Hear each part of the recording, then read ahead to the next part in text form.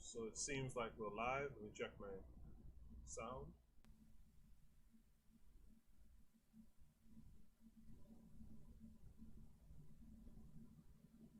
Sound all right. So it seems like we're live. Let me check my sound.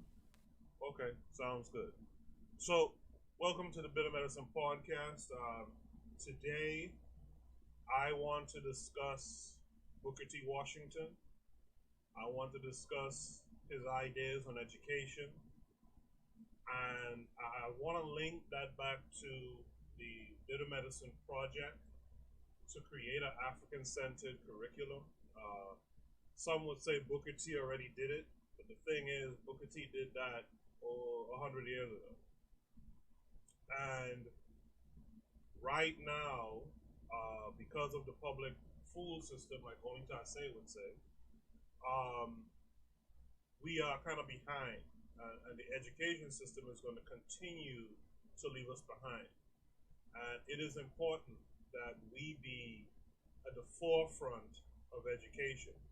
When you're peoples who are down, so to speak, or held back, education and hard work is what's going to get you out of the problem. Booker T had an outlook on education that I hold as well, in that everything that you do as far as education goes should be interconnected.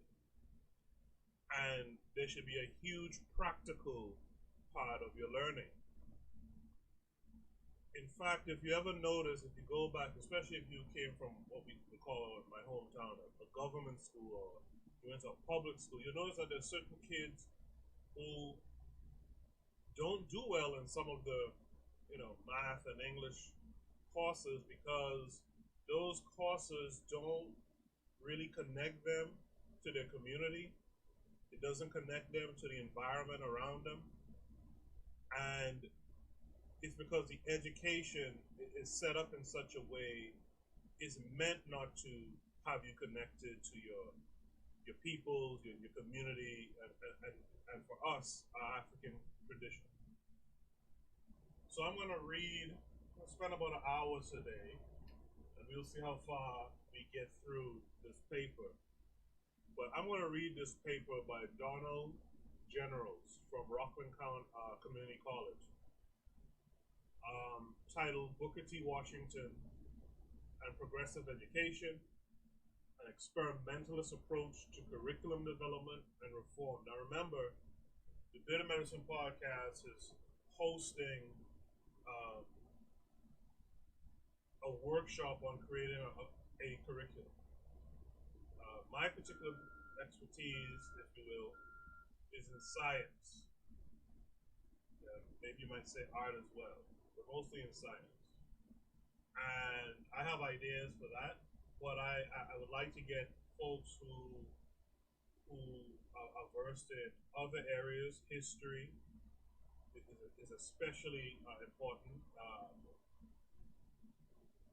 Carpentry, all the vocational type subjects, especially, math, science, the vocations. We need people who can lend a hand in contributing materials, instructables, if you will, things that the parent can take, download, and sit down in their kitchen with it, where the kitchen becomes the lab, right? You don't have to have a big workshop, although in the future I will talk about this workshop thing, and how whites are kind of getting over having these workshops, especially in these rural areas. But where the kitchen becomes the lab, and the parent and the students, children, can work through these instructables, see how the mechanisms of the subject matter work, and then be able to apply that to whatever they're doing in public schools or college or what have you. But to also, and this is the main key, to also have these instructables relate to something in Black society, something in Africa ultimately, right?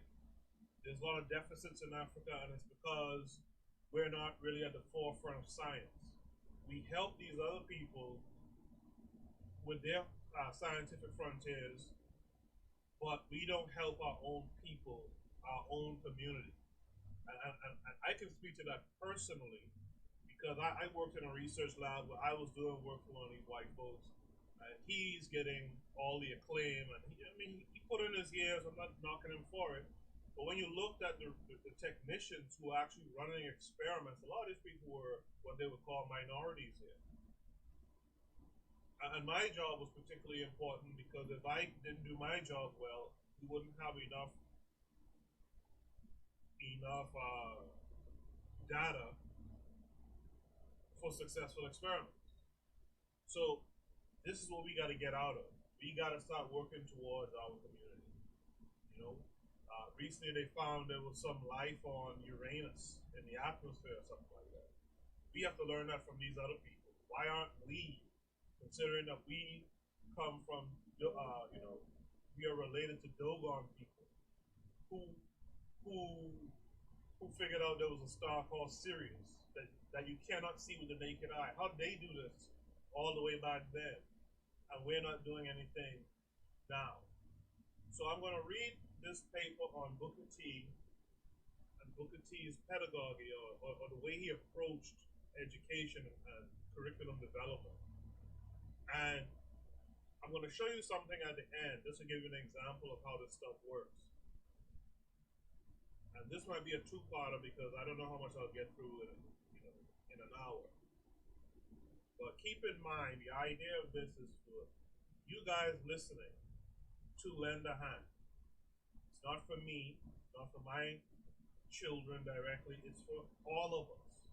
Let's create a supplemental education for our kids at home that will put them ahead of the curve and that will raise up our community. So let's begin reading. So, in the abstract, it says John Dewey orchestrated American pragmatism into an experimentalist philosophy of problem solving using the method of intelligence and scientific inquiry. Many philosophers and educators have been recognized appropriately for their contributions to the experimentalist transformation in education, while others have been massively ignored. One of the foremost activists in the experimentalist transformation was Booker T. Washington. This study finds that Booker T. Washington's educational practices and stated philosophy were fully consistent with the broad movement of progressive education. Specifically, he introduced progressive experimentalist practices that fostered the method of intelligence and social awareness by uniting scientific, industrial, and agricultural education for productive earning and lifelong learning. Furthermore, this study refutes the historical criticisms of Booker T. Washington. Fraternity for the progressive education movement is an idea that is strongly debated. The movement is described generally as developing into two phases. The first phase of the movement involved those who were concerned with the need to change society and to provide greater opportunities for democratic living. The second phase was marked by specific developments in pedagogical theories and curriculum development. The historical boundaries are loosely marked by historians of progressive education as the period in time between the final years of Reconstruction, mid to late 1870s, and the early years of the 20th century, 1900s to 1915. These years are considered the developing years of progressive education. Progressive education portrays an amorphous beginning to American progressive education, but the beginning might well be fixed by Joseph Mayer Rice's essays on the conditions of education in schools of tomorrow. The Deweys described what they considered to be representative schools in which progressive educational practices were implemented. Written in 1915, Schools of Tomorrow documents the work of those schools beginning with the early years of the 20th century. Although the professional life of Booker T. Washington corresponds with these and his educational accomplishments at Tuskegee are substantial, he is virtually ignored in the body of literature known as progressive education. Further, it is pointed out that Washington's ideas and work at Tuskegee were in evidence well before John Dewey's influence was felt in American education. The Tuskegee was chartered and opened in 1881 with Washington as the principal when John Dewey was a teacher at age 22 on a 3-member faculty in Oil City High School, Oil City, Pennsylvania. Beginning with an appropriation of $2,000 from the state of Alabama, Washington was to serve as principal of Tuskegee until his death in 1915. Washington was at the height of his career when he died at the relatively young age of 59. Paul Monroe, Teachers College professor and director of the Department of Education at Teachers College during the early decades of the 20th century, accentuates this point. In a report to Wallace Buttrick, the executive director of the General Education Board, Monroe compliments Washington by portraying him as a man who was involved in the business of doing what others were merely discussing. Since Teachers College was to become the preeminent school of educational theory and curriculum development, the report reveals the possibility that Washington's work may have shed some light on the developing theories of progressive education. In the 16th yearbook of the John Dewey Society, Unique Contributions of Negro Educators, 1962, William H. Martin, Dean of Faculty at Hampton Institute, refers to the similarities between Washington and Dewey as contributors to the advancement of progressive education. In describing the obvious similarities between Booker T. Washington and John Dewey, Martin points to the application of Pestalozzian ideas, that is, the belief in object learning and the idea that the schools can regenerate the social order. So Pestalozzi was this European guy who came up with a lot of pedagogy that you see in early education in America. Right?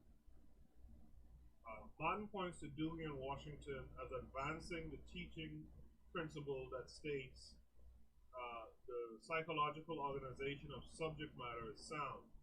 When students ascend to general principles by beginning with ideas that are related to their experience. William Martin's contribution to the yearbook establishes 3 points. A, the Tuskegee ideas seem to reflect a particular philosophy in our historical development. B, that the programs at the Alabama institution were developed before Dewey's influence was felt in American education.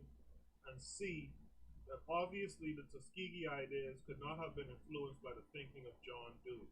So it's essentially here, they're trying to let you know that these white folks, they couldn't give a black man his credit. So they had to tie him to a white guy. It's like the Miles Davis movie that Don Cheadle did.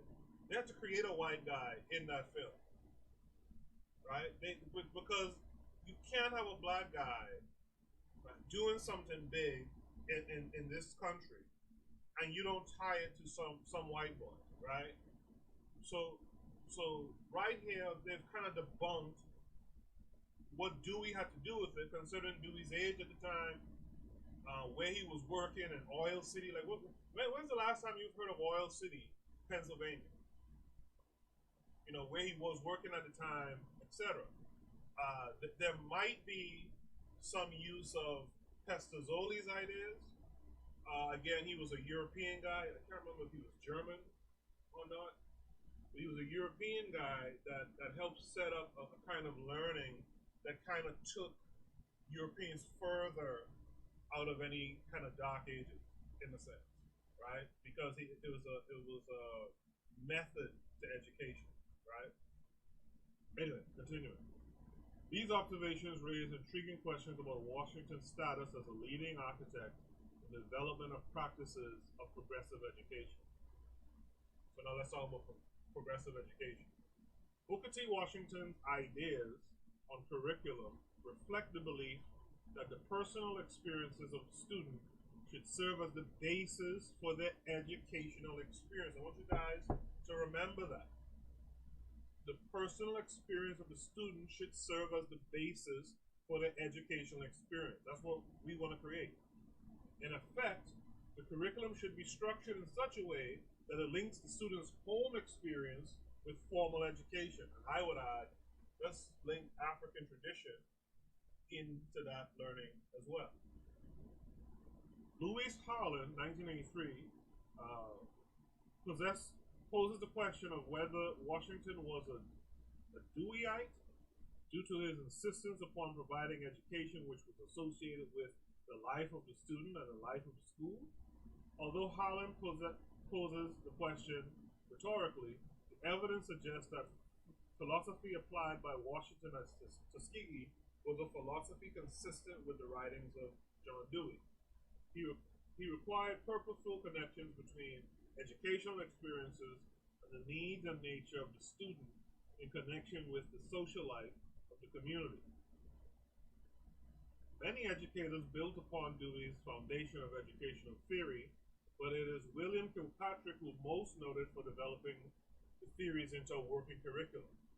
His curricular contribution to the world of progressive education is known as the project method. The popularity of the project method places him in league with John Dewey as a founder of progressive education. However, 30 years prior to this development in progressive educational theory, Booker T. Washington built an entire school around a curriculum that was structured around the projects of daily life at Tuskegee Normal and Industrial Institute. There you go. There you go. Washington did this shit 30 years before the white boy, but the white boy gets credit, right?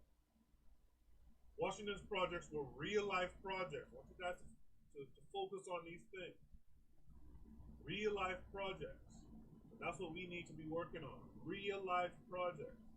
We shouldn't be sitting here waiting for others to find innovative ways to get to space, and we're just sitting here on Earth, twiddling our thumbs, right? His projects consisted of building the buildings for the institution versus Kilpatrick's simulated projects for classroom activities. In the social ideas of American education, Merle Curdy describes in the chapter entitled The Black Man's Place, Booker T. Washington, 1856 to 1915, that the education practice at Tuskegee was based upon problems that extended from the daily needs and activities of the students. These problems were not created or simulated problems, they were real. Nevertheless, the literature on progressive education gives credit to William Kilpatrick for the development of the project method. This method of centering the curriculum around wholehearted, purposeful activity proceeding in a social environment was designed to provide the student with learning opportunities that were not restricted by the limitations of traditional subjects. It was thought that students involved in purposeful activities would be academically engaged in a way that was meaningful. So that goes back to what I was saying earlier. You guys, especially if you came up in a public school system, you've known kids who were basically dropping out of school since grade 3. Who, if you go back in your memory banks and you look at how they performed in class or how they carried themselves in classes, they were disinterested. So this education brings an interest. This is something that's going on in your life, in your community, or amongst your people, and you get to work on this problem hands-on. Like I said, it was thought the students involved in purposeful activities would be academically engaged in a way that was meaningful. They would acquire the intended academic knowledge and at the same time benefit from the collateral learning experience derived from the social interaction. The project method was a way of life at Tuskegee Normal and Industrial Institute. Physical expansion and the development of Tuskegee served as the source for the school's curriculum. Students were provided with an opportunity to develop industrial and scientifically based agricultural skills. They were taught the values of work and morality. They were taught the academic theories embedded in the industries for which they were engaged, and they were given the opportunity to engage in problem solving. Buildings were built by the students. Buildings of this college were built by the students. In the construction of the buildings, according to Max Thrasher, a writer and friend of Washington, various levels of education occurred simultaneously. Thrasher's account, published in 1904, stated, "As I was passing a building which was being converted into a boys' dormitory, I viewed 4 young men laying a floor. 3 of the young men were in their first year at the institute. They were working under the oversight of the 4th. A young man in the second year of study, while in the building, they were working under the oversight of the 4th, a young man in his second year of study. While in the building, the instructor came in to see how the work was going on. He had scores of men at work like this in half a dozen places, and divided his time among them. In the carpenter shop, several members of the class were at work making the door frames and window frames to be put into Huntington Hall. The brick masons had completed their work on this building a few days before, and the carpenters had taken it in hand. Just at that time, the men in one squad were engaged in putting on the roof. When I went through the yard in front of the carpenter shop late that afternoon, I found the theory class in that department taking up for their lesson that day the laying of the roof, pitch, length of rafters, and similar problems. These theory classes were utilized in all the trades for the answering of questions which may arise during the day's work and for the instruction which these questions suggest." So, in college, when you take a science course, oftentimes there's an associated lab, and there's something called like an hour-long recitation.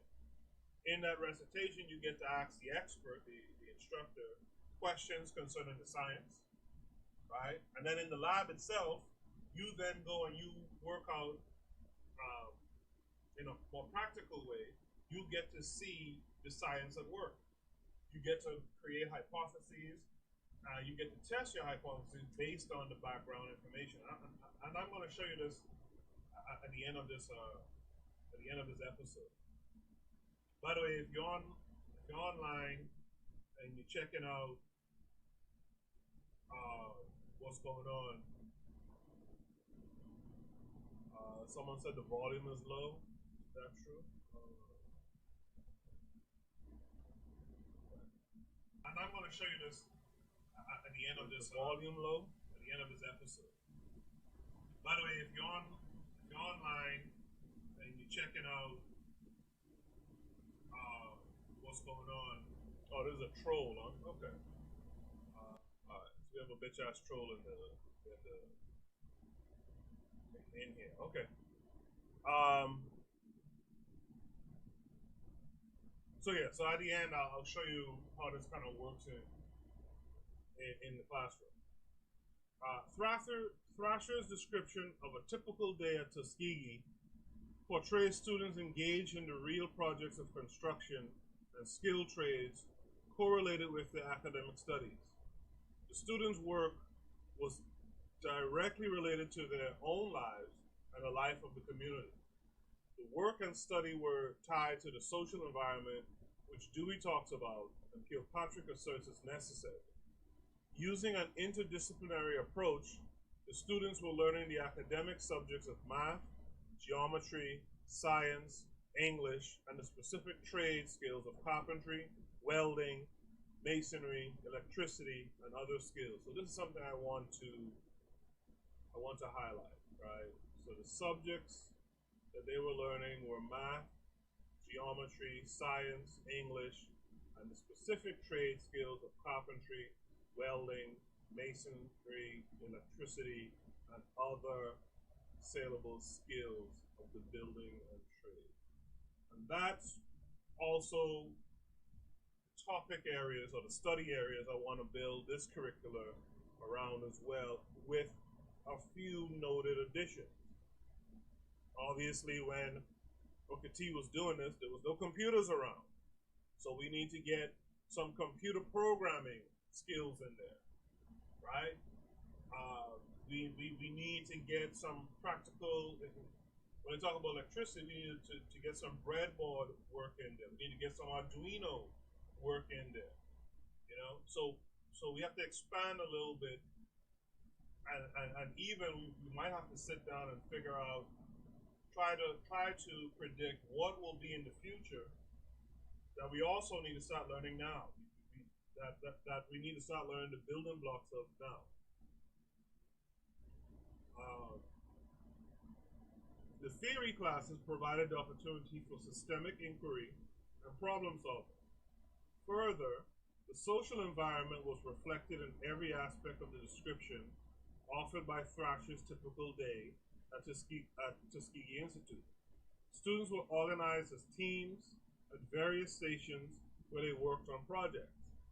The older and more advanced students helped the younger students. The method served to reinforce the learned skills of the older students. So that's a good practice, right? There's an old saying, each one, teach one, right?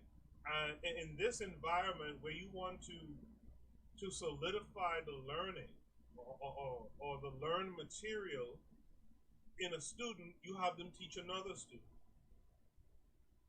You know, I teach a college class in microbiology, or biology, let's just say biology. And that's something I try to do. Like if I explain something and there's a student who still doesn't understand, I give a student in a class, someone who's learning the material at the same time, but who's gotten it, I give other students an opportunity to explain to that student their understanding of the topic. And then I, give the thumbs up or the thumbs down to that explanation. Right? Sometimes it's good to have people on similar levels teach each other. Okay? And that's something Booker T and them employ. This method served to reinforce the learned skills of the other students. All the teams were working in harmony toward a common cause in the interest of their working and living environment. And this is what we need. We need all of our teams, we need our people to be working in harmony toward a common cause in the interest of their working and living environment. The common cause is reinforced by the presence of the instructor rotating amongst the various teams. Right? This is very sound stuff. Like Dewey, Washington drew upon recognized masters in the field of progressive education. Heinrich Pestalozzi, who lived between 1746 and 1824, and Frederick Froebel, who lived between 1782 and 1852. Pestalozzi and Froebel's ideas were rooted in the Age of Enlightenment. For them, education was the basis upon which a society would become democratic and ultimately grow and develop. So if you want your society to become better, there has to be a focus on education. So when you see some of these folks in our society who are anti-intellectualism, right? You gotta shun those people. It's about rolling up your sleeves and getting your hands dirty in this knowledge. That's how you elevate the race. And I'm not talking about the talented 10th type bullshit that Du Bois was doing. I'm talking about we all can learn. And once we're all learning and learning with the goal of solving a specific problem, like only time I say, and I'm gonna say, want African solutions for African problems. Well, if we're learning to solve African problems, that's what's gonna raise up the African. So it's on us. It's on us, and it's on us to instill this in our children and grandchildren and so forth. Education was the only way to eradicate the tyranny of the elite. Think about the tyranny that you're under, right? And to empower the poor. I highlight that too. I like that, right? Pestalozzi and Froebel stressed the importance of education having its roots in the objects and activities of social living. This approach to the curriculum was a shift from the traditional studies where formal academic knowledge was passed down to the learner as unquestionable truth, rather than derived from the learner's personal and social experience. Washington's understanding of object learning is apparent in the design of Tuskegee's curriculum. Students were provided with experiences related to their lives or the life of their communities, and they were expected to develop their capacity to think from their abilities to do. They were expected to develop their capacity to think from their abilities to do. Washington's educational philosophies were expressed in his 1902 annual report to the trustees of Tuskegee. The main groups of effort and correlation of interest are of a special moment to the academic department. Correlation 1 of each academic study with every other, and 2 of each academic study with A, the trades and the industries of Tuskegee, and all the social activities of the school community, and B, the social and industrial environment from which the students come in, which they will provide, in which they will probably live and labor. The teacher of history will stress the progress of inventions and industrial discoveries, the growth, particularly of the basic industries, the progress of the working classes. The plow, the saw, and jack planes, the printing press, each representing summation of the mechanical ingenuity of centuries. The students themselves use every day in actual work in the shops and fields. This experience and interest the teacher of history was utilized to develop in his classroom teaching the evolution of selected tools and machines. Number 2, in English composition, it must be remembered that the problem of finding something to write about should be no problem at Tuskegee.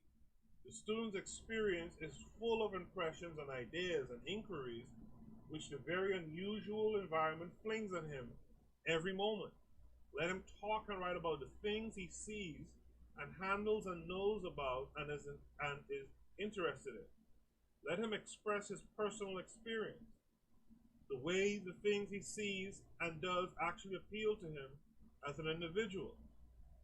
The same principles markedly apply to the teaching of arithmetic. Let the teacher remember that, other things being equal, the real problem, the problem which the actual conduct of an industrial operation by the student or by his fellows has presented for solution, is by far the most interesting and helpful. That's Washington in 1902, almost 100 years ago. And when you look at the education system, this is not really being done in the education system today. Listen, like I said, I teach a biology class. Biology is interrelated, but biology is the culmination of all the other sciences. In other parts of the world, in the other hemisphere of the world, it's not uncommon in Africa, especially northern Africa, it's not uncommon to learn math first, then physics, because you need the math for the physics, then chemistry, because chemistry is essentially reactions that are under the laws of physics, velocities, orientation, right, energy, right? And then from chemistry, then you learn biology. So when I teach biology, it's often the case that students don't, either they don't know or they haven't connected the dots, that stuff they learn in general chemistry applies in biology. And I'll give you all an example of that later. But these things are interrelated. And then to add even more foolishness on top of it, when these same, let's say you're a biology major, when you go to do your English courses, you're not writing about problems in biology. So it's completely disconnected.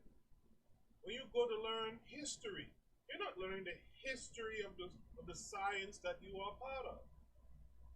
But we can change that again. Going back to this idea of building a modern African-centered curriculum, we can change that.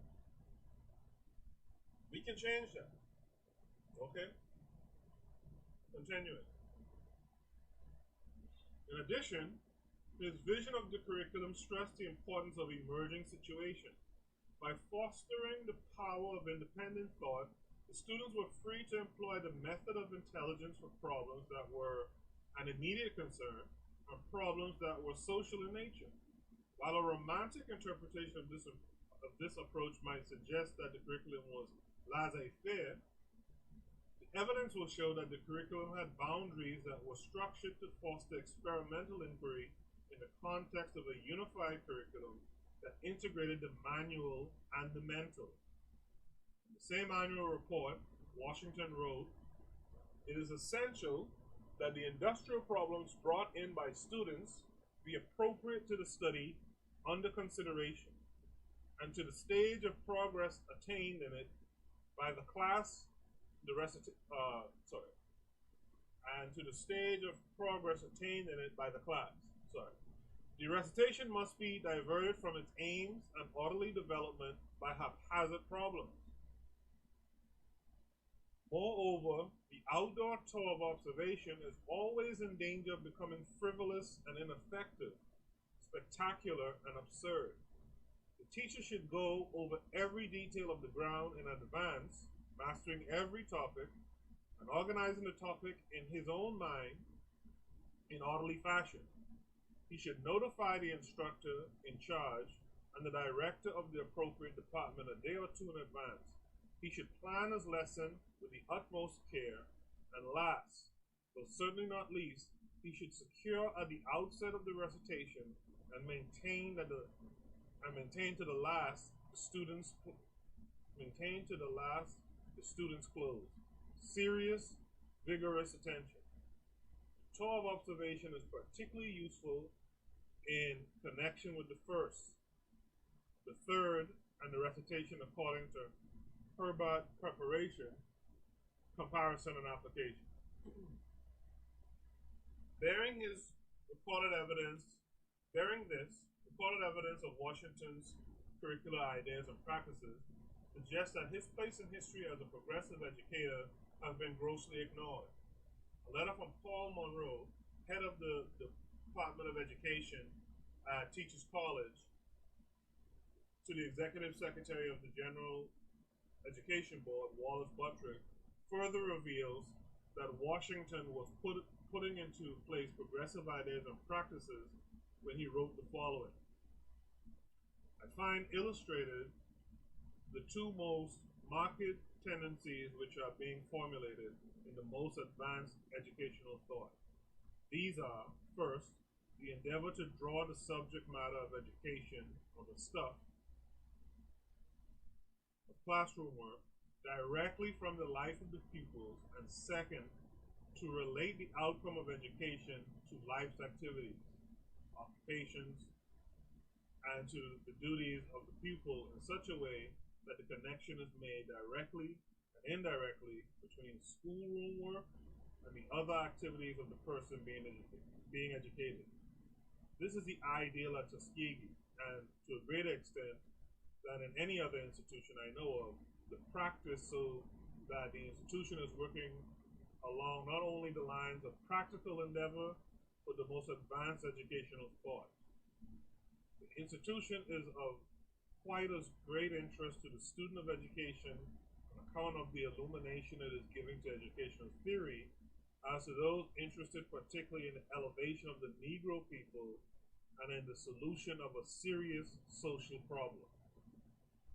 Ironically, the tragedy from Washington's legacy lies in the greatness of his ideas.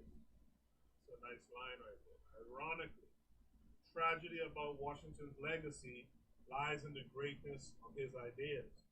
Object learning is practiced through the industries of life and mechanics of social living.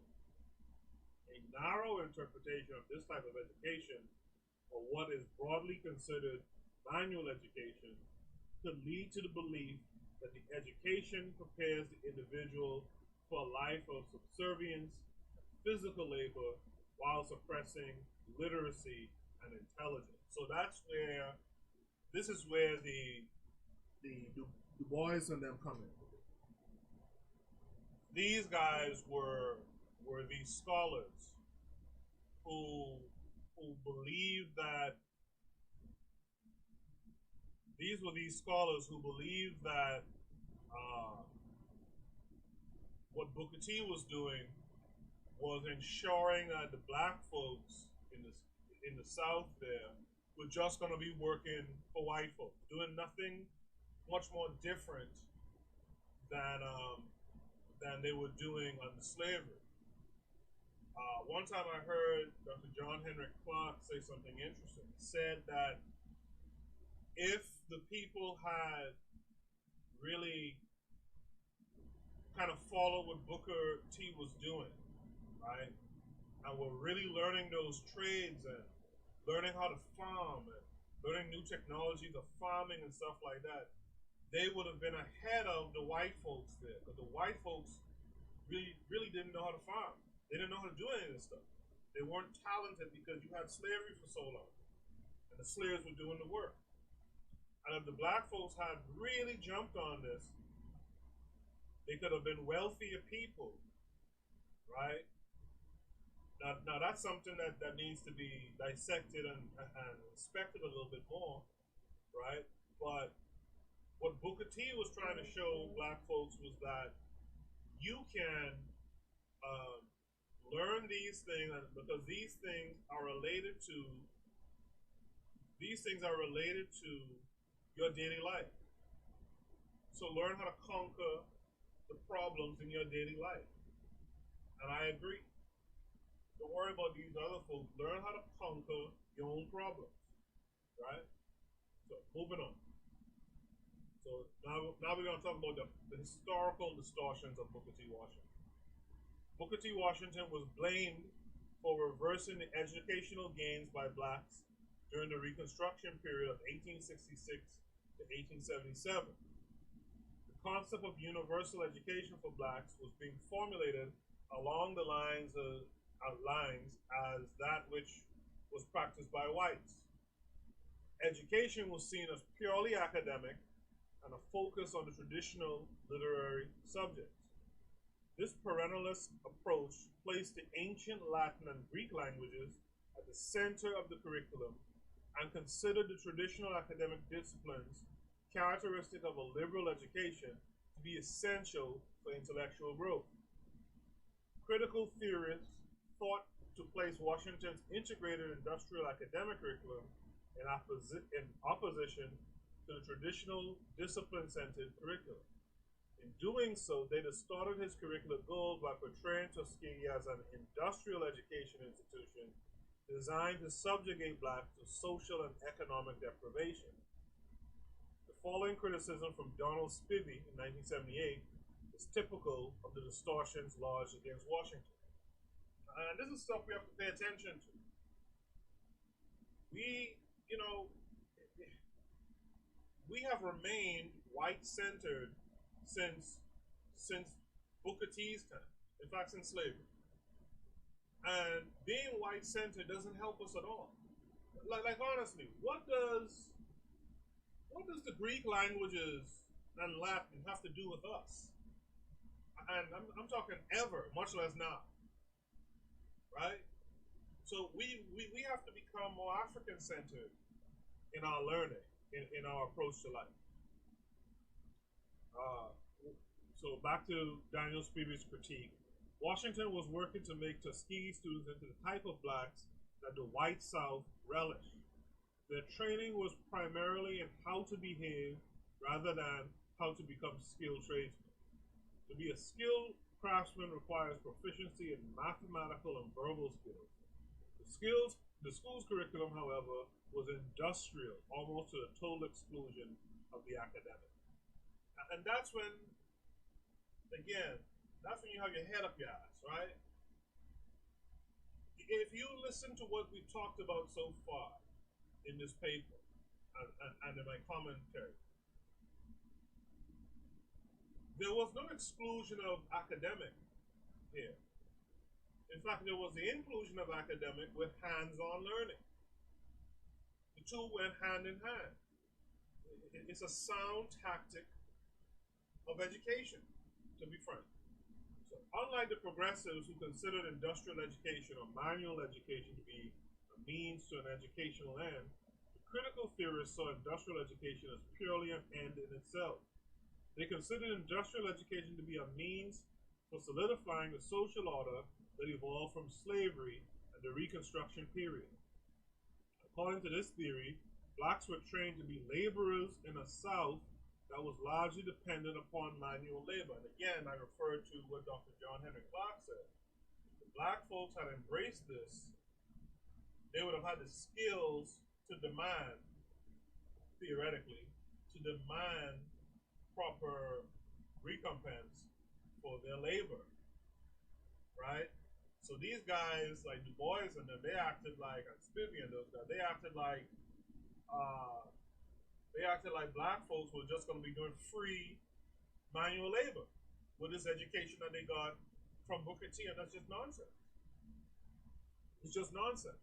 What they would have needed to know was how to demand their worth. That was the key to how to demand your worth. And that's a part of the education that we need to also incorporate in this modern day curriculum. If you gotta go work for these people, and hopefully the curriculum will make it that you're working for only your people, but either way, you know how to demand your worth. It was believed that the northern industrialists who provided the financial support for Tuskegee were encouraging industrial education because of what they saw as economic opportunities in the South.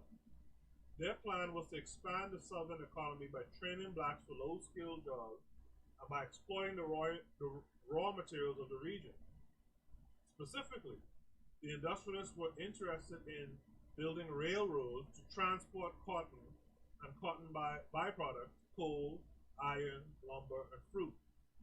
At the same time, industrial education would deny blacks and the benefits of a literary education, which whites feared would instill in blacks a false sense of vanity and would subsequently make them resent and then reject their subservient roles. Why can't you have industrial education as well as literary education? It's just foolish.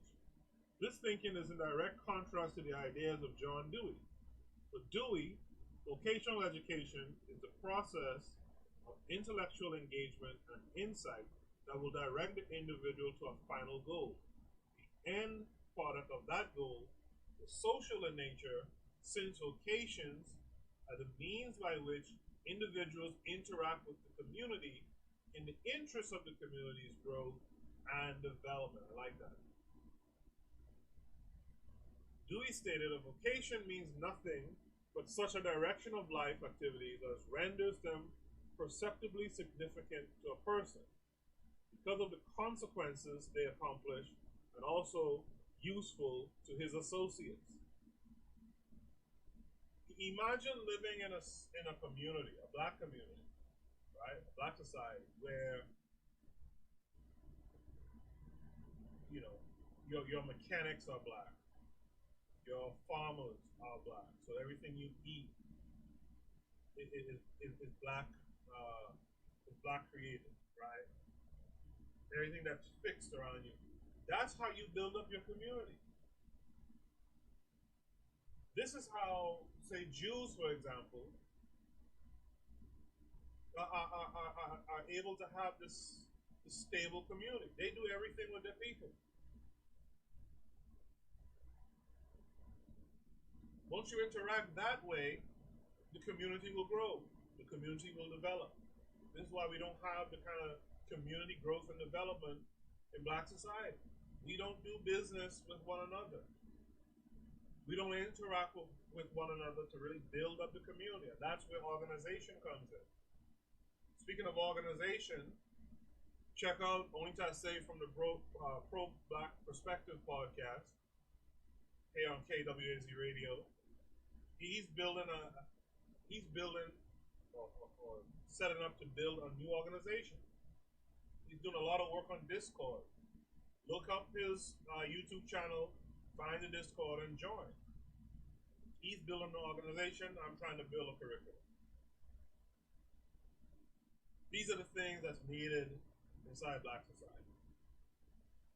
Unfortunately, Washington's ideas and actions in the creation of Tuskegee as a comprehensive industrial school came to be construed by his critics then and now as accommodationist. This validates Dewey, 1916, when he argued that a failure to see the progressive experimental nature of vocational education would lead individuals to believe that vocational education was intended to perpetuate the class division. This traditional view of vocational education associates the manual side of education with subservience, and conversely, the mental side with leisure and subsequently privilege. It would be quite possible for a narrowly conceived scheme of vocational education to perpetuate this division in hardened form, taking its stand upon a dogma of social predestination. It would assume that some are to continue to be wage earners under economic conditions like the present, and would aim simply to give them what is termed a trade education, that is, greater technical proficiency. You know what's so interesting about this whole talk? About trade educations and caste and all that? You know, Umar Johnson, when he first started talking about building his school, a large part of the school that he had talked about building was really vocational. And he talked a lot about vocations being so necessary, and it really is. If you don't have people in your community who can solve the everyday problems that you face, people who look like you, you're going to be had. This is why you need vocational schools. In fact, low key, people who do vocations,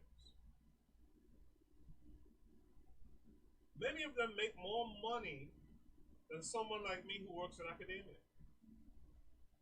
I mean, by far, right?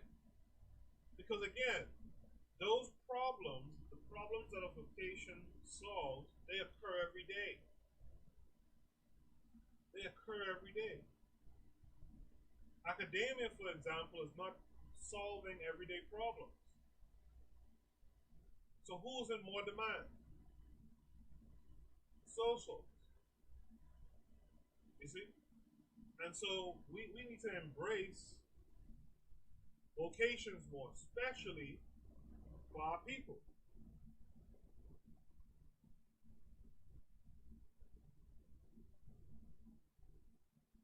So I see we only have the trolls still in the. Oh, we got what's up, Gunner? The volume is kind of low. I'm gonna have to troubleshoot that later. I don't know exactly what's going on, but if you can hear it, what I'll do is I'll rip the volume. I'm sorry, I'll rip the audio, and I'll post it as a podcast episode so that you guys can listen to it on iHeartRadio or Apple Podcasts or something. Right? I can't really fix that right this minute because everything I got going on says that my volume is pretty good.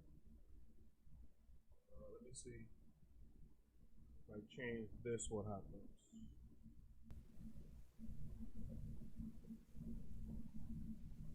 All right. So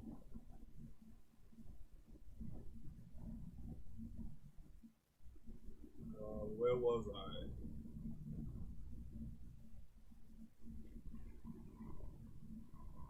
Oh, I just lost. What did I lose there? Okay.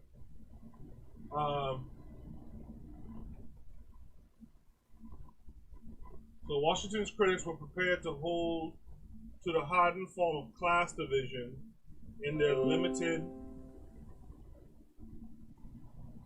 in their limited belief and understanding of vocational education.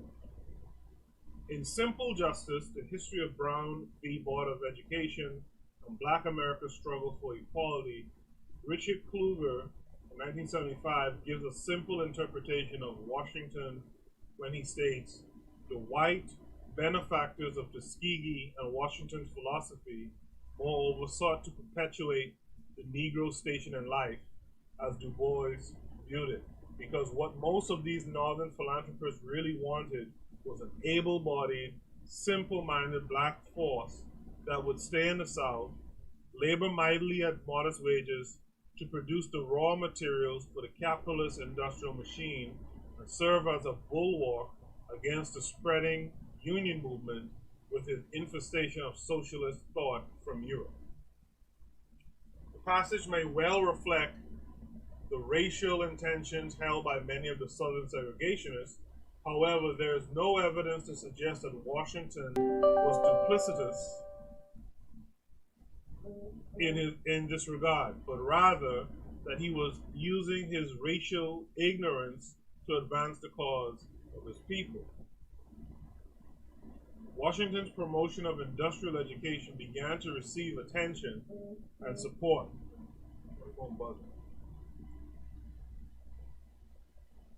Sorry about that.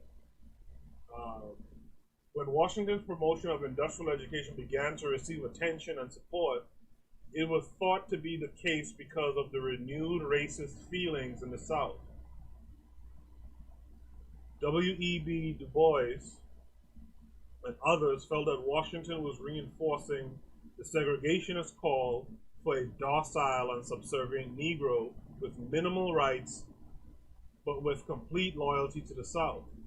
According to James Anderson in 1988, the positive reaction to the Hampton-Tuskegee model by segregationists was due to their desire to oppose the liberal arts education for ex-slaves. The segregationist fear grew from the prospects of a growing class of liberally educated blacks. They feared that this new class of conscientious blacks would reject the current caste system while developing disdain for physical labor and, in effect, place the entire South into a dysfunctional state. Again, that's why I said the whites couldn't do it. The whites couldn't do the work. The whites couldn't do it, and they knew it. Right? Because why would you fear, right? Why would you fear blacks not, blacks having a disdain for the physical labor if you could do the work? Right? Anderson stated, it's crucial for an understanding of American educational history, however, to recognize that within American democracy, there have been classes of oppressed people and that there have been essential relationships between popular education and the politics of oppression. Both schooling for democratic citizenship and schooling for second-class citizenship have been basic traditions in American education. These two contradictory traditions of American education emerged during the first half of the 19th century and clashed with each other until well into the 20th century. They reflect fundamentally, though not exclusively, the long struggle between two social systems, slavery and peasantry on one hand, and capitalism and free labor on the other. The successful campaign to contain and repress literacy among enslaved Americans triumphed just as the crusade for popular education for free people began to flourish. Anderson concludes that ex-slaves during the period of Reconstruction were developing and promoting a system of universal education that was consistent with their defense of emancipation and one that challenged the social and political caste system. Of course, the system he describes was one that emulated the traditional literary curriculum of the white schools. Simply, blacks saw what whites had and blacks saw what whites had and what they offered as education, and they wanted the same thing. Ironically, this was during a period in time when the northern white schools were moving away from the classic literary curriculum and adopting a pragmatic, experimental curriculum of progressive education. On the rare occasions when Washington's critics acknowledge his attempts at correlation or curricular synthesis, they minimize his efforts or fail to elaborate on the educational significance.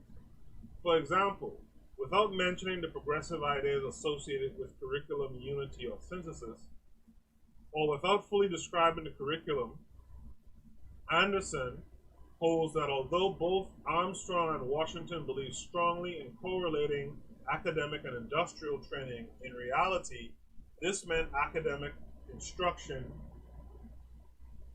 no higher than the 3 R's and what was presupposed by the manual labor routines. Similarly, in the education of the Negro in the American social order, Horace Bond refers to the activity curriculum, which is practiced at Tuskegee, while developing the curriculum as that which engages the students with the surrounding environment in a way that uses the environment as the basis for the education experience. He fails to connect the curricular approach to the body of literature in progressive experimentalism, which came subsequent to the practices of Tuskegee. Bond's description and subsequent treatment of Washington's work ignores his importance in the development of curriculum theory. This minimization and distortion of Booker T. Washington becomes even more complete with the Marxist interpretation of the noted historian Herbert Aptheker. Aptheker, in 1953, wrote the following about Mr. Washington in his epic work, A Documentary History of the Negro People in the United States. Mr. Washington's policy amounted objectively to an acceptance by the Negro people of second-class citizenship. His appearance upon the historical stage and the growth of his influence coincided with and reflected the propertied interest resistance to the farmers and workers' great protest movements in the generation spanning the close of the 19th and opening of the 20th centuries. American imperialism conquers the South during these years, and Mr. Washington's program of industrial education, ultra-gradualism, and opposition to independent political activity, and the trade unionism assisted in his conquest. Booker T. Washington's life and work have been subjected to these criticisms of distortions for more than 100 years. These radical interpretations attempt to apply a social economic analysis without fully understanding the dominant progressive educational theories of the time. This seems to be a fundamental flaw in the interpretation of Washington by his critics. History has shown that progressive education was designed and practiced to address the class disparities in a democratic society, yet criticisms toward Washington for emphasizing practical education over the classic literary curriculum accuses him of fostering inequality, which is not true. This occurs at the same time when the progressive educational movements of the North and the South considered the literary curriculum to be elitist and an education that perpetuates a class society. So I'm going to stop reading here. I want to make this like an hour-long episode, and also with the comments I received from Gunnar about the sound being low. Oh, okay. So Gunnar saying the sound is cool now. Okay, that's good to know. Thanks, Gunnar. Yeah. So with that said, before I get, actually, you know what? Maybe I'll go on a little bit more. I'll go on one section more, then I'm going to show you something. So the philosophy of education. According to the Tanners, a philosophy of education is a belief system serving as a source and influence for the testing of educational objectives and curriculum development. The very process of determining and designing the curriculum depends upon the beliefs that are held together by an educational philosophy as an outgrowth of social life and the democratic prospect, a philosophy of education should reflect those values that look to the possibilities rather than the limitations of the social condition. I'm going to read that sentence again. I like it. As an outgrowth of social life and the democratic prospect, a philosophy of education should reflect those values that look to the possibilities rather than the limitations of the social condition. And that's the philosophy of the curricula that we need to build today. The questions regarding the human experience and the ways in which associated living is to be improved are elemental to a philosophy. How a school is structured and how it functions serve as tests of educational philosophy in action. That's true. Because of the curricular unity characteristic of Tuskegee, the unity between subjects and processes, the unity between the life of the school and the surrounding community, it is quite apparent that Washington's educational practices stem from a progressive philosophy of education. Although Washington is not cited as a great philosopher of education, and not distinguished for any particular philosophic treatise, his theories provide the world with a body of pragmatic thought that is rooted in the principles of education for democracy, experimental inquiry, and evolutionary thought. I like that too. By viewing the things of life as a source for developing the habits of critical thinking, rather than the classic literary courses such as Latin, Greek, grammar, and logic, Washington was practicing a method of education that came to be recognized as foundational to progressive educational thought. His philosophy of education did not happen by accident. As a student of the writings of Pestalozzi and Froebel, this writer believes that Washington was deliberate in the implementation of a progressive educational curriculum. So when I pick back up in the next part of this topic, we're going to start with education for democracy.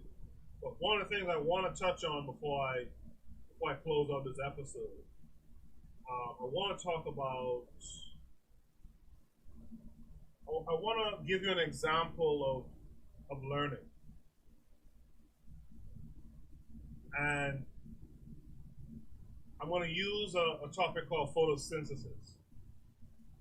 Now, if you're not aware what photosynthesis is, it's a process by where plants utilize sunlight to power a particular reaction that produces oxygen, water, and glucose. Right here in front of you is the chemical equation for photosynthesis. This is not a science course right now, but I just want to show you something, right? So you see the title is photosynthesis, and then you see this equation. This is called a chemical equation. That means that you learn photosynthesis in biology, but you gotta have some chemistry. This shows you how these courses, these sciences in particular, are interconnected. Now, just by you looking at this, if you're a part of the uninitiated, you wouldn't know what any of this means. 6CO2 plus 12H2. You wouldn't really know what this means, right? But if I put it in words, right? Now you'll know that, well, CO2 is carbon dioxide. And you've heard of carbon dioxide, you've heard of carbon monoxide. H2O is water. You probably knew that one, right? Sunlight acts as a catalyst in this process called photosynthesis that occurs in plants and photosynthetic algae, right? Produces glucose. Oxygen is O2, so C6H12O6 is glucose. This is the chemical structures of oxygen and water again. The numbers represent a balanced equation. So it means that you have 6 units, for every 6 units of carbon dioxide, 12 units of water that undergo a reaction in the presence of sunlight, you're going to get a unit of glucose, 6 units of oxygen that we breathe in, and 6 units of water. By the way, the CO2, the carbon dioxide, that comes from what we exhale as mammals. We exhale carbon dioxide, right? The plant takes up water from its roots. In fact, let me show you that here. We exhale carbon dioxide that the leaves will take up. The roots of a plant takes water from the soil. So that's the two reactants in photosynthesis. Sunlight acts as a catalyst that makes this reaction more efficient. And the product of the reaction, right? Sunlight is basically energy. The energy goes in to make this reaction more efficient or to catalyze the reaction. And the output is going to be oxygen, water, and glucose that remains in the plant, which is what the food is referring to here. So the glucose remains in the plant. By the way, the glucose remains in the plant not as glucose, not as a sugar, but is actually stored as a starch, right? Starch and cellulose. Why is this important, you might be wondering? Why am I talking about photosynthesis? What's the point? Well, we could look at the effects of light, for example, sunlight, or light in general, to photosynthesis. We can take a practical approach by setting up an experiment in our kitchen, right, to determine the relative effect light has on photosynthesis. To do this, because we know that if photosynthesis occurred, that means glucose is produced, and as I said, in plants it's stored as starch and cellulose. That means oxygen is produced. This is going to be important in my little discussion here. And water is produced. Okay? So, what we're going to do, we're going to look at the output of oxygen in varying amounts of light, be it darkness, be no light, ambient light, which is just the light in a room, or direct light, let's say from a lamp or from sunlight. Now we can set up, and this is something you can do literally in your kitchen with your children.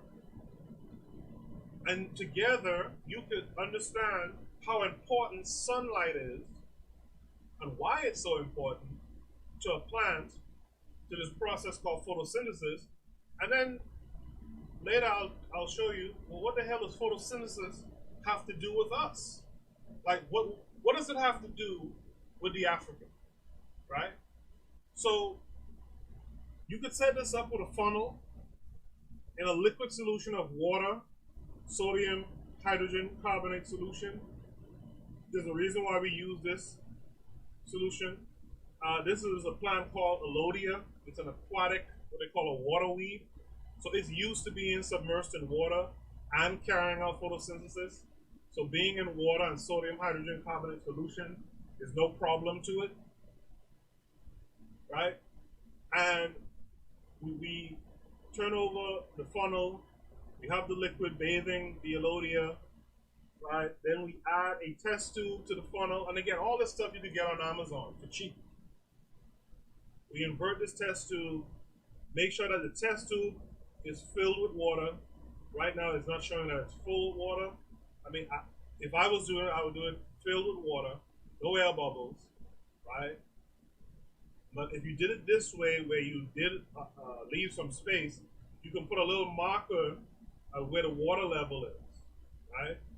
But let me talk about this liquid solution. So it's water and sodium hydrogen carbonate solution. Why do we use sodium hydrogen carbonate solution? Well, because the makeup of sodium bicarbonate, which is what this is, right? It breaks down into sodium carbonate, carbon dioxide, and water. What did we say plants need to carry out photosynthesis? Carbon dioxide and water. Right here are the reactants. So this liquid solution allows this plant to get the carbon dioxide and water that it needs to carry out photosynthesis. We have the lamp here that provides light. If there's light, then photosynthesis should occur, and if photosynthesis occurs, then there should be the production of oxygen. If you look at the design of this closed system, if oxygen is produced in this system, that means the oxygen will displace, as it's produced, it will displace the water in this system. So as more oxygen is produced up here, it'll push down this water level here. This water level out here will rise because of the water that's being pushed out of the tube and funnel. This water level will rise here. So we'll be able to see if it's true that sunlight is involved in, or light is involved in photosynthesis, then there should be oxygen production. That oxygen should displace the liquid, and we'll be able to prove that, you know, photosynthesis occurs when there's light. And remember, we're using the situation of light. So the lamp is on, lamp is off. We could also, you know, which is darkness. We could also do semi-light, half light, half dark, and we could definitely get data on how well photosynthesis occurs in these different conditions that we talked about earlier, being light, dark, or ambient light, right? So again, you might be sitting here, you might be pulling your hair out because now you're back in high school's science class, and you don't want to be there, right? But the thing is, photosynthesis is hugely important. It's hugely important. For example, do you guys know that, well, okay, first let me touch on this. There's this science news that came out over a year ago, early 2019. And it says that rice plants engineered to be better at photosynthesis make more rice. So basically, in the summary section here, it says a new bioengineering approach for boosting photosynthesis in rice plants could increase grain yield by up to 27%, according to a new study. Now, let's just focus on this problem of rice, right? What's the significance of discussing rice? Well, let's look at this paper that came out some years back. In Africa, right, rice is a staple food in many countries of Africa and constitute a major part of the diet in many others. During the past 3 decades, the crop has seen a steady increase in demand, and its growing importance is evident given its important place in the strategic food security planning policy of many countries. Rice is a staple grain in Africa. By the way, there's really 2 types of rice. There's the Asian rice and the African rice. Africans were cultivating rice way before the Eurasians were. But guess what kind of rice you eat right now?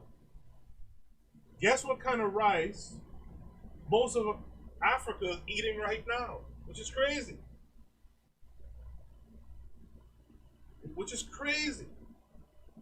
Right? Most of Africa is eating Asian rice. And because the demand is so high, and Asia can produce the rice, which probably has plastics in it and all kind of stuff like that, killing us, right? But if you understand, and I know this to you, it may sound like a reach, but it's not a reach. If you, your children, your grandchildren, going forward, we understand photosynthesis, we learn it in the classroom, and we do practical work to understand how it works, we too can be the people who find the new bioengineering approach for boosting photosynthesis in rice that boosts the yield of rice by a whole 27, almost 30%. The African can feed themselves over their own rice cultivar. They have their own rice cultivar.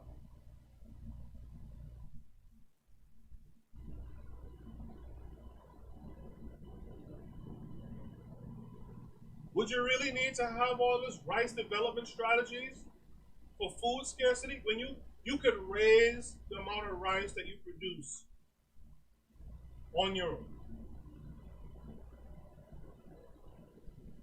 Why are we eating Asian rice when we can make more of our own African rice?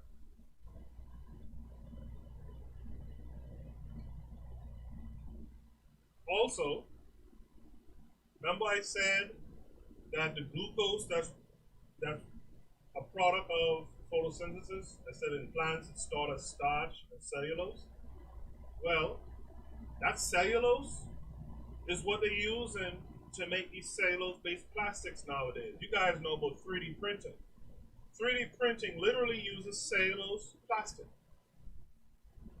right? These white folks are 3D printing guns and all kind of stuff off of cellulose plastic. How cool would it be for Africans, us, our children, our future benefactors, to be able to be on top of this stuff, right? If you can boost photosynthesis in a plant, that means you should be able to boost the biomass of cellulose in a plant as well, or starch or whatever, right? Higher yields, more efficient yields to make cellulose plastics. So, and these cellulose plastics are thought to be biodegradable. But as you see at the bottom, it says since they're pretty new, at least in industrial terms, the long-term research is a bit lacking. And we can be those people, our children and grandchildren and great, we can be those people doing our own research in these areas. But instead, what are we doing? We're sitting down twiddling our thumbs, letting these white folks figure all this shit out.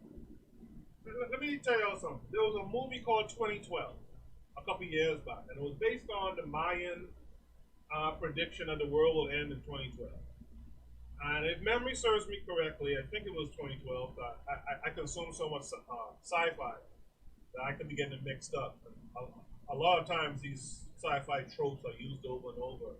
But in that film, I think it was the Chinese especially, had made these arcs, these ships, to send people off in space. You think these people are going to send your black ass off in space if the world is coming to if the world is coming to an end, right? The world starts to get hotter and hotter. The ice caps melt, flood everything. You think they're going to save us off of the rooftops?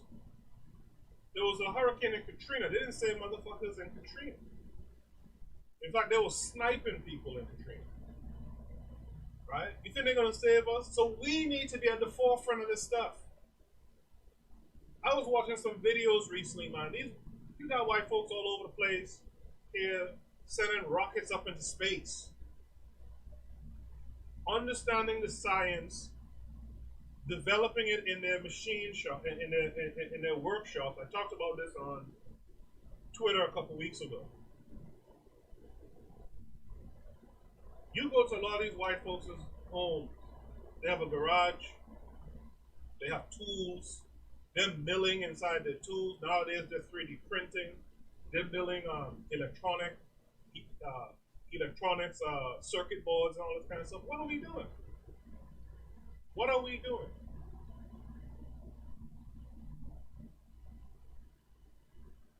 We are behind the 8 ball right now. We're twiddling our thumb thinking that these people are doing this work. You think they're doing all this work to save your black ass if the time comes? Nah. So we could do this, and again, this is stuff we could do in our communities. I mentioned 3D printing. You could get a 3D printed $300.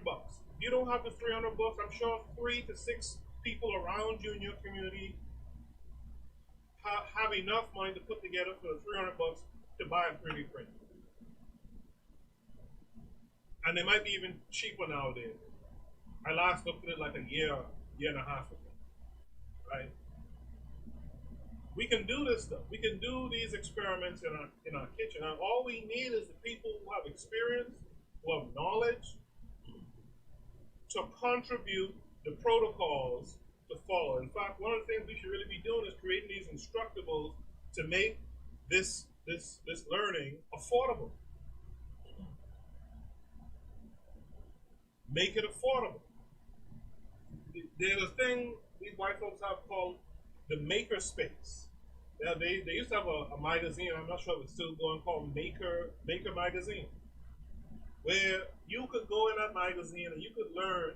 They give you these instructions, and you could actually learn how to, build remote control planes and all this kind of stuff. Like one of the things I'm gonna do with my own children very soon is I want them to start to understand solar energy. And a good way to do that is to create a remote control solar powered plane. Not expensive to do. You can look this up on YouTube. You'll see it's not expensive. And this is stuff that we could do either as single households or as communities, or both. Come on, we gotta start teaching the children and then adding the practical application. I just showed you. You understand photosynthesis, you could then later on understand how to make it, how to enhance it. In the case of rice, you can increase the yield of rice being made.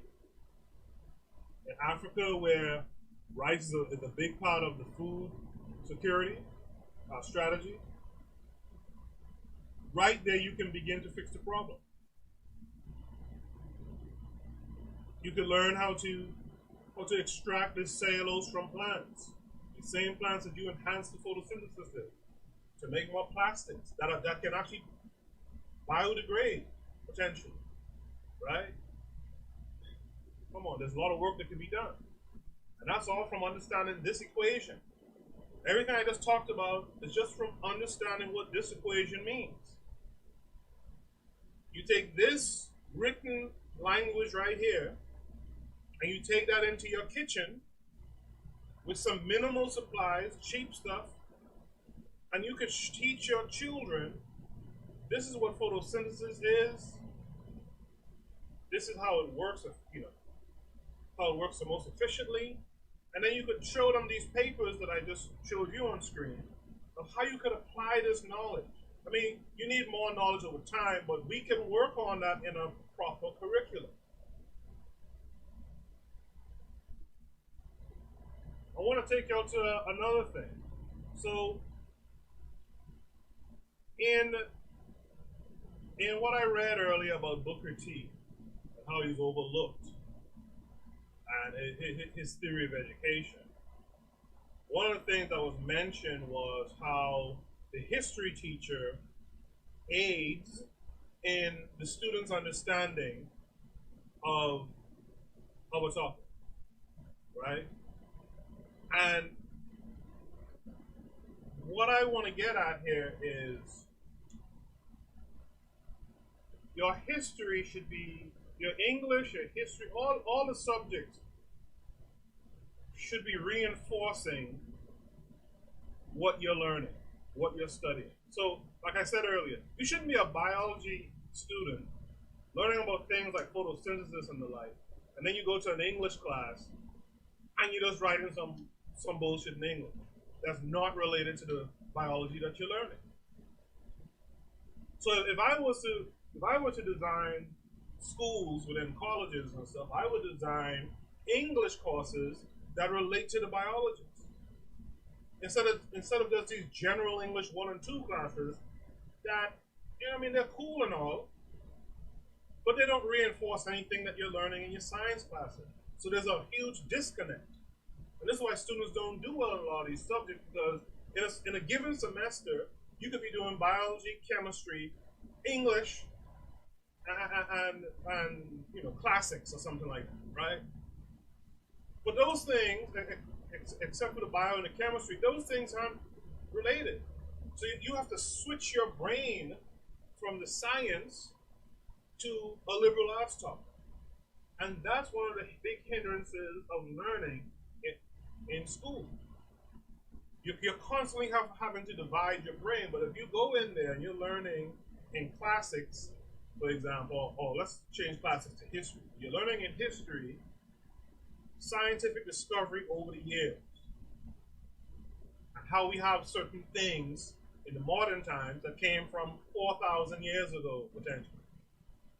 That's a better education for our people. There's a guy on Twitter. Shout out to this guy. You guys should follow him too. Follow me on Twitter at Bittermeds, BITTERMEDZ on Twitter. But follow X Spots the Mark as well. I like this guy. I've never had a conversation with this guy directly, but I intend to. I think people like him will be good people to have working on history curricula for this African-centered curriculum that we're trying to build. He posted this thing the other day that I thought was just friggin' interesting. Alright. He posted, I just learned, this is Great House, or X Spots the Mark. He posted, I just learned an amazing fact about how ancient Egyptian horse-drawn chariots from 4,000 years ago influenced the size railway tracks in America and much of the world. Ancient Egyptians used a 2-horse-drawn chariot for warfare. The wheels were 4 feet, 8.5 inches apart. Guess what the train tracks distance are in America and much of the world? 4 feet, 8.5 inches apart. Did you ever learn this before? Let me look in the chat room, see if anyone's still with me in the chat. Did you guys ever learn this before? That the train tracks are 4 feet. Damn it, I'm losing track of where I'm supposed to be. 4 feet, 8.5 inches apart. Did you guys ever learn this? Teta Bube piece, what is this about? Okay, Teta, just listen and you'll know what it's about. I guess maybe I don't have anyone live anymore, but this is not stuff I learned. Even as a science student, I didn't learn this. Because the education system is not built for us. It's built for you to learn about Greeks and Romans and all types of stuff.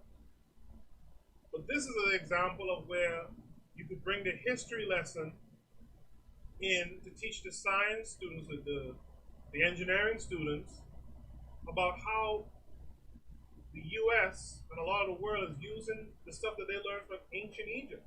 These guys in ancient Egypt didn't just come up with this. It's a trial and error thing. In fact, this thread talks more about it. Go follow this brethren, Great House, X Spots the Mark, and follow the thread. I reposted it on my page, but you can go to his page and follow him too. And this is what we need to be doing in our learning. This is what we need to be doing in our learning. We need to set up a learning that incorporates the problems that our people face every day, right? Incorporates the problems that our people face every day, the things that people deal with every day that will aid in the interest, right, in building interests of our students. We can do this. We can create a program. Last thing I'll say before I go is make sure join our think tank. Ask me how to join. Ask me how can I help. If you're a carpenter, a plumber, an electrician who can relate your understanding, the things you've learned over the years, come in. You may not be able to do any of the things except be able to help us maybe archive the information. But everyone can help. And it's not, this is for you and your children. You can learn this stuff too. You can learn this stuff too. As you learn with your children, there's no shame in that. Learn with your kids. That's the best thing you can do. Right? So inquire about how you can help. You can also email me at bitter.medicine.podcast@gmail.com. Let's have a discussion about this. Ask, how can I help? You know, when we continue this talk again in the next episode, we're going to start from education for democracy. Also, email me or reach out to me on social media. I'm on Facebook, I'm on Twitter, etc., Instagram. Reach out to me. Where can you get this paper? And I'll tell you. I created a Discord similar to Pro-Black Perspective, only to say. And I'm not making it a big public thing as yet, but I'm building research papers, etc., on curriculum building. Ask me, where can I get this paper, right? And I have the paper for free. I'll give it to you for free. You can read along with me next time. Okay? So anyway, that is the episode for now. Make sure hit the like button. Make sure subscribe to the channel. I'm going to continue this soon. Soon enough, I'm going to continue this, this reading. And I'm going to be doing a lot of readings like this because I'm getting back focused on this curriculum thing. It's important. So make sure you like it. Give it a thumbs up. Thumbs up help the algorithms. Also share it. Share it on your social media. Share it to people who you think would benefit from this, who you think would want to help, who can bring ideas. Okay? Okay. You guys be good. I'll talk to you soon.